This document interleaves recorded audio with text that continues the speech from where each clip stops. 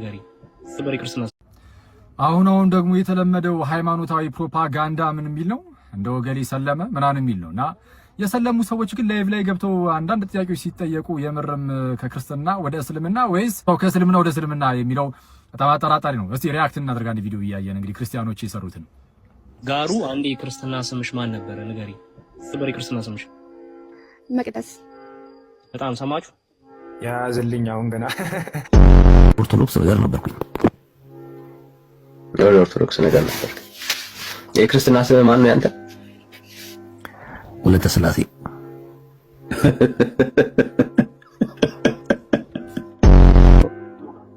እስካይ ክርስትና ስም ማን ነበር? አንቶኒዮስ።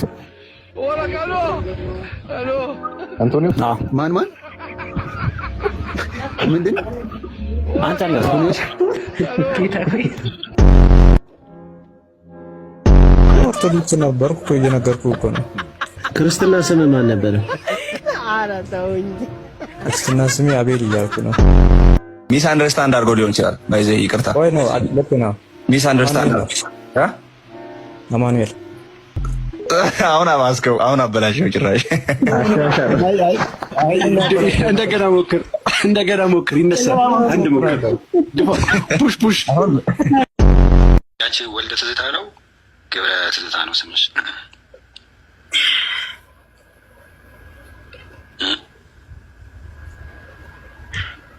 ትዝታ እንዳሉ ብቻ ነው የማውቀው፣ ግን እሱም ስም አይደለም። ከፈለክ አክስቴን ጠይቄ እነግርሃለሁ። ትዝታ የሚባል የክርስትና ስም የለም። እናቴ ስትዋሺ ድራማ ስትሰሪ ምናምን ነገር አጥንተሽ ደርሳችሁ ምናምን ነገር የክርስትና ስሟ ማን ነበር? ርብቃ። ኦኬ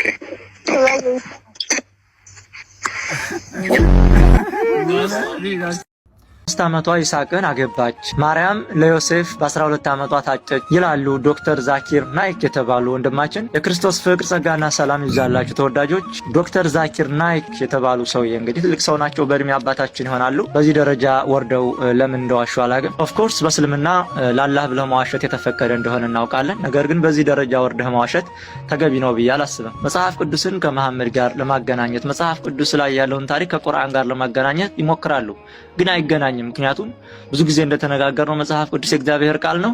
ቁርአን ደግሞ ከፊሉ ከመጽሐፍ ቅዱስ የተቀዳ ሲሆን ከፊሉ ደግሞ የመሐመድና የግብረ አባቱ ሐሳብ ነው ማለት ነው። ወደ ትምህርታችን ስንሄድ ከርብቃ እንጀምር። ርብቃ አባታችን ይስሐቅን በስንት ዓመቷ አገባችው? በ3 ዓመቷ ነው ወይ ስንል አይደለም፣ ለአቅመ ሔዋን ደርሳ ነው ያገባችው ማለት ነው። መጽሐፍ ቅዱስን ስናነብ ኦሪት ዘፍጥረት ምዕራፍ 24 እና 25 ታሪኳን ይነግረናል። እድሜዋን በግልጽ ባይገልጸውም ኦሪት ዘፍጥረት ምዕራፍ 24 ምዕራፍ 24 ላይ ታሪኩ ግን እንደዚህ ተብሎ ተጽፏል። አባታችን አብርሃም ሎሌውን ለልጄ ለይስሐቅ ወደ አባቴ ወገኖች ሄደህ ሚስት ፈልገህ አምጣለትኝ ብሎ እንደላከው ይነግረናል። እናም ብላቴናይቱ ርብቃ ውሃ እየቀዳች ሎሌው እንዳገኛተኝ፣ ብላቴናይቱም መልኳ እጅግ ያማረ እንደነበረች፣ ወንድ የማያውቃት ድንግል ነበረች ይላል መጽሐፉ ማለት ነው። ኦሪት ዘፍጥረት ምዕራፍ 24 ቁጥር 16 ላይ ስናነብ ስለ ርብቃ እንዲህ ተብሎ ተጽፏል። ብላቴናይቱም መልኳ እጅግ ያማረ ወንድ የማያውቃት ድንግልም ነበረች፣ ወደ ምንጭም ወረደች፣ እንስራዋንም ሞላች፣ ተመልሳም ወጣች ይላል። እንግዲህ ርብቃ የ3 ዓመት ልጅ እንዴት ነው እንስራ የምትሸከመው?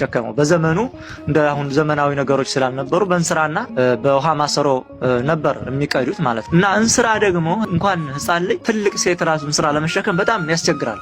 ድቡልቡል ነገር ስለሆነ ለመሸከም ራሱ የማይመች ነገር ነው ማለት ነው። ወንድም የማታውቅ ድንግል ነበረች ይላል። እንግዲህ የደረሰች ናት ማለት ነው። ወንድም የማታውቅ ካለ የ3 ዓመት ልጅ ከሆነች ወንድ አታውቅም ሊላት አይችልም። ምክንያቱም ገና አልደረሰች ድንግልም ነበረች ይላል። ዝቅ ብለን ወደ ታች ስናነብ ቁጥር 57 ላይ ሎሌው ለአባትና ለእናቷ ለወገኖቿ ከተናገረ በኋላ እግዚአብሔር ከፈቀደማ ይዛት ሂድ ብለው ፈቀዱለት እና ይዤ ሄዳለሁኝ ሲል እርሷን እንጠይቃት ፍቃዷን አሉ ቤተሰቦቿ ማለት ነው። እንዲህ ይላል ንባቡ። እነርሱም ብላቴናይቱን እንጥራና ከአፏ እንጠይቃሉ። ርብቃንም ጠርተው ከዚህ ሰው ጋር ትሄጃለሽን አሏት። እርሷም እሄዳለሁ አለች። አያችሁ፣ ሐሳቧን ጠየቋት። ሐሳብ ለመስጠትም የደረሰች ነበረች ማለት ነው።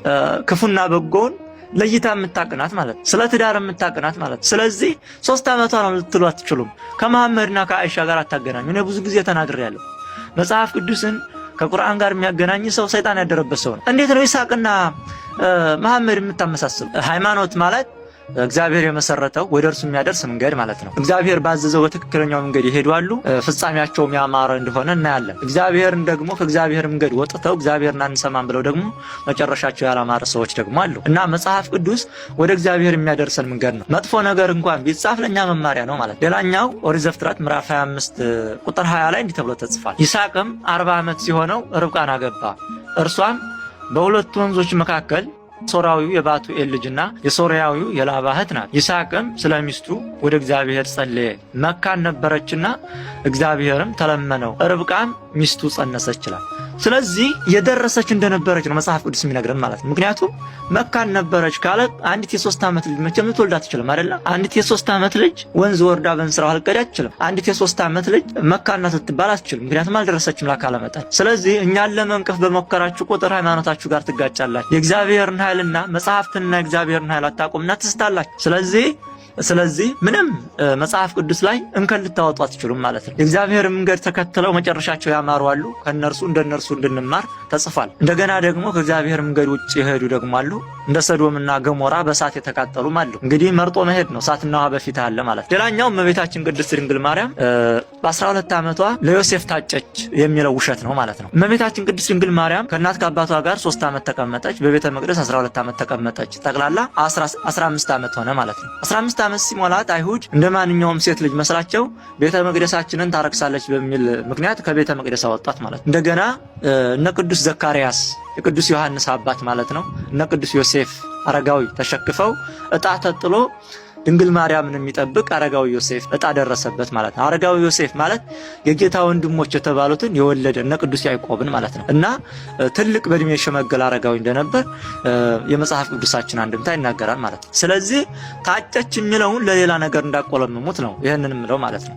ታጨች የሚለው ብዙ ሰው ለሚጋባ እንደ ሀገራችን ባህል መሰረት ታጨ ከተባለ ተጋቡ ለማለት ነው የሚተረጉሙት ማለት ነው። እዚህ ላይ ግን ድንግል ማርያም ዮሴፍ ድንግል ማርያምን ታጫት ሲል መጽሐፍ ቅዱስ ጠባቂዋ ነው ተብሎ ነው የሚተረጎመው ማለት ነው። ድንግል ማርያም በ12 ዓመቷ ታጨች የሚለውን ውሸትዎን ቢቆጥቡ ጥሩ ነው ማለት ነው እና የሙስሊም ኡስታዞች ብዙ ጊዜ ውሸት ያበዛሉ።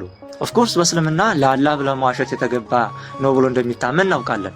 ባጭሩ ግን የዚህን ያክል መውረድና በውሸት ሰውን እንትን ማለት ተገቢ ነው ብዬ አላምንም እና ይህንን መልእክት የምትሰሙ የኡስታዝና የተለያዩ ሰዎችን ተረትረት እየሰማችሁ ወደ ጥፋት መንገድ ባትሄዱ ጥሩ ነው ማለት ነው። እኛ በቤተ ክርስቲያናችን እንደዚህ አይነት አስተምሮ የለንም። ርብቃም የደረሰች ቆንጆ ነበረች፣ ይስሐቅም ደግሞ ጋቡ የ40 ዓመት ነበረ። መካንም ስለነበረች ወደ እግዚአብሔር ጸለየ ይለናል መጽሐፍ ቅዱስ ማለት ነው። ስለዚህ ዶክተር ዛኪር ናይክ ውሸተውን ቢቆጥቡ ጥሩ ነው። የክርስቶስ ፍቅር ጸጋና ሰላም ይብዛላችሁ።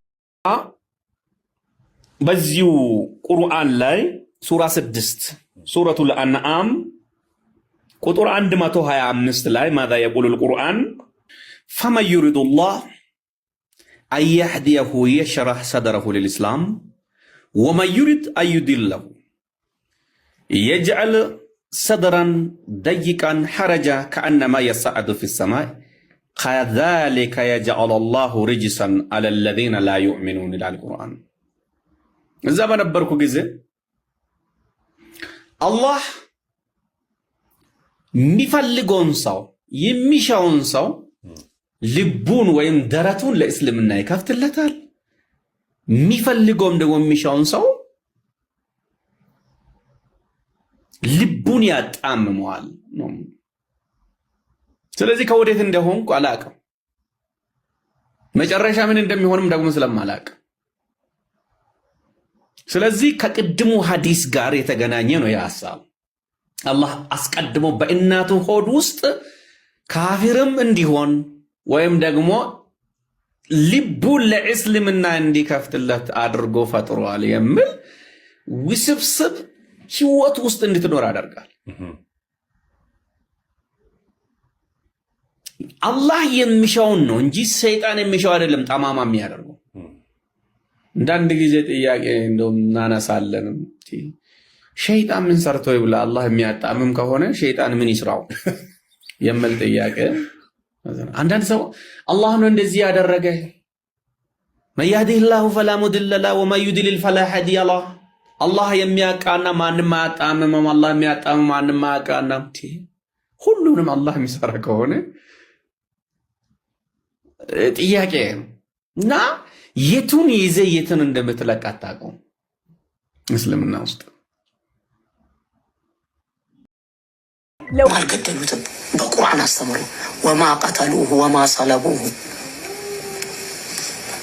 አበደን። በጌታቸው ላይ አላህን ትተው ፍጡርን አያመልኩም። አበደን ኢየሱስን አያመልኩም። አበደን አበደን አበደን አበደን። እሺ ኢየሱስን አልመቱትም፣ አልቀጠቀጡትም፣ አልገደሉትም። በቁርአን አስተምሩ ወማ እሺ በቁርአን አስተምሩ። አያችሁ ማን ያለችው? ኢሳን ሳይሆን ኢየሱስን ያለችው። ሰው ኢየሱስን ካለች ያው እኛ የምንጠራው መሆኑ ነው። ስለዚህ ቁርአን ምን አለ የኛ ጉዳያችን አይደለም ማለት ነው። ቁርአን አልሰቀሉትም አለ አልገደሉትም አለ ምናምን ነው። ቁርአን ስላለ አይደለም። ኑፋቂ ይባላል። ይሄ ምንፍቅና ነው ማለት ኢየሱስን የኛን ጌታ ኢየሱስን የመጽሐፍ ቅዱሱን ኢየሱስን ከሆነ እየተወራ ያለው የመጽሐፍ ቅዱሱ ኢየሱስ የተሰቀለ ነው። ቅዱስ ጳውሎስ ምን አለ በመጀመሪያ ቆሮንቶስ መልእክቱ ምዕራፍ 1 ላይ አይሁድ ምልክትን ይሻሉ፣ የግሪክ ሰዎችም ጥበብን ይሻሉ፣ እኛ ግን የተሰቀለውን ክርስቶስን እንሰብካለን ነው የሚለው። ስለዚህ ክርስቶስ የተሰቀለ ነው። እኛ በዚህ መልኩ ላቅርብላችሁ ሙሐመድ ጌታችን ኢየሱስ ክርስቶስ ከተሰቀለ ከ600 ዓመት በኋላ መጥቶ አልሰቀሉትም አልገደሉትም የሚል ትምህርትን ይዞ መጣ። ጳውሎስ ግን ቀደም ብሎ ከ600 ዓመት በፊት ለመሐመድ ይመልስለታል። ምን ብሎ?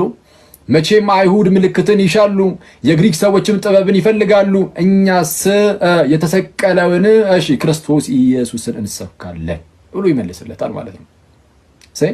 ስለዚህ ክርስቶስ እርሱ የተሰቀለ የሞተ ሞቱ ደግሞ ያልቀረ የተነሳ ጌታ ነው። ስለዚህ ክርስቶስ እንግዲህ እንደተሰቀለው እኔ ያው በመጽሐፍ ቅዱስ ብቻ አይደለም በታሪክ ውስጥም ሁሉ የታመነ ነው። በታሪክ ውስጥም ሁሉ ጌታችን ኢየሱስ መሰቀሉን በታሪክ ሳይቀር ይታመናል ማለት የታሪክ ምሁራንም ሳይቀሩ የታሪኩ አለ። ስለዚህ ከታሪክ አንፃር በጴንጤናዊ በጲላጦስ ዘመን እንደተሰቀለ በቃ የዘርፉ ኤክስፐርቶች ሁሉ የሚያምኑት ነገር ነው። አስባል ከ600 ዓመት በኋላ መጡ የሆነ ነገር ሲቀር አክቹአሊ ከ600 ዓመት በኋላ በሃይማኖት ደረጃ እንደዚህ ቀጥሎ መጣ እንጂ አሁን ድረስ ከዛ በፊት መናፍቃን ክደውት ያውቃሉ። ይሄንን ትምህርት የክርስቶስን መሰቀል መናፍቃን ክደውት ያውቃሉ። በዚህ ይሄ ትምህርት በቀጥታ በእስልምና አይደለም የሚጀምረው፣ ቀጥታ በእስልምና አይደለም። እስልምናው ቀጥታ ራሱ የጀመረው ሳይሆን ከእርሱ ቀደም ያሉ መናፍቃን አስተምረውት ነበር። ምን አይነት ትምህርት ነው? እና ባሲሊዴስ ምን አይነት ትምህርትን ያስተምሩ ነበረ ማለት እነዚህ ኖስቲክ መናፍቃን አሉ ማለት የዶሴቲዝም የሚባል እምነት አለ። የፋንታዝም እምነት ነው ብያቸዋለሁ። ኢየሱስ ፋንተም ነው ማለት የሆነ ኢሉዥን አይነት ነገር እንጂ ስጋው እንደኛ ሪል ስጋ የሚራብ የሚጠማው አይደለም። በቃ የሆነ እንደው ዝም ብሎ መስሎ የመታየት ነገር ነው። ስለዛ ክርስቶስ የምርም አልተራብም፣ የምርም አልተጠማም፣ የምርም አልደከምም፣ የምርም አልታመመም። ሲመታ አላመመውም፣ ምንም ህመም አይሰማውም። እንደውም ጭራሹን አልሞተም አልተሰቀለም ይላሉ። ስለዛ ምን ይላሉ? የቀሪናው ሰሞን ጌታችን መስቀል ተሸክሞ እንትን ያለው ማለት ነው ያገዙ ሰውዬ ያሸከሙት ሰውዬ እርሱ የኢየሱስን መልክ ወሰደ፣ ከዛ በኋላ ተሰቀለ። ኢየሱስ ግን ደግሞ የቀሪናውን ሰሞን መልክ ያዘና ከሩቁን እያያቸው ይስቅባቸው ነበረ የሚል ተረት በፊት ላይ ነበረ። በሰዓቱ ነቅዱስ ኢራኔስ ስለነበሩ ነቅዱስ ኢራኔስ ገርፎ ያባረሩት ምንፍቅና ነው። ይሄኛው ምንፍቅና ግን እነሱ እንደዚህ አይነት ምንፍቅና ያስተማሩት ክርስቶስ እውነተኛ ስጋ የለውም ስራ ነው እንዴት ሊሰቀል ይችላል የሚል ነገር ላይ ስለደረሱ ነው። ስጋን ደግሞ ይጣላሉ ኖስቲኮች እንደምታውቁት እና በዛ ምክንያት አይ ስጋ እንደዚህ አይነት ስጋ የለውም አሉና አልተሰቀለም። የቀሪናው ሰሞን ነው የተሰቀሉ። ተመሰለባቸው። አልሰቀሉትም አልገደሉትም፣ ግን ለነርሱ ተመሰለባቸው።